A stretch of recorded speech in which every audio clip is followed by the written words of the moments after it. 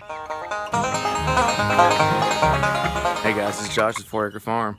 So on the first video I ever did with you guys, the introduction to 4 Acre Farm, we spoke about showing you trials and errors. And so today, guys, I've got an error to show you guys. I had seen this video about a guy growing sweet potatoes in a bucket.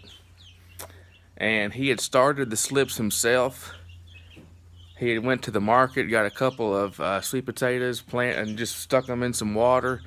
And the shoots grew from there, and so I thought, well, heck, I can do that. So I went and got a couple of sweet potatoes, and they've been in the water a little over 3 weeks now. Nothing, guys. Not one sprout. Nothing trying to grow. So I don't know what I did wrong. I did read an article that said that they do not like the chlorine in the water, and I hadn't been letting the water sit out before I added it, so that could have been what prevented the growth. But guys, I was at Walmart yesterday and they had sweet potato slips, and so I got 9 of these, and we're gonna plant them in some buckets. I got these buckets right here, and so I'm gonna fill these buckets up with compost, and I'll be right back.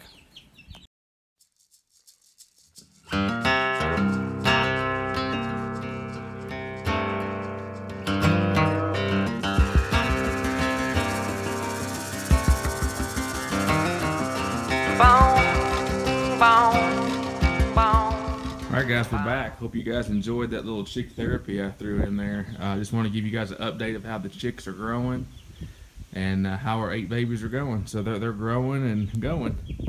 So we got these 4 buckets full of our dirt and compost mix. And so now what I'll do now is put 2 plants in each bucket. All right guys, here's the finished product. We've got the plants in the buckets.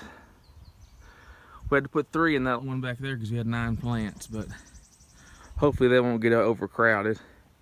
And so I just took the buckets down here and set them in our little garden. And our little garden kind of consists of some tomato plants. We've got some kale over there.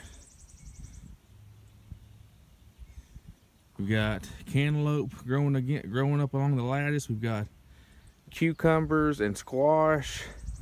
We've got some cabbage right here and some more cantaloupe in the back there.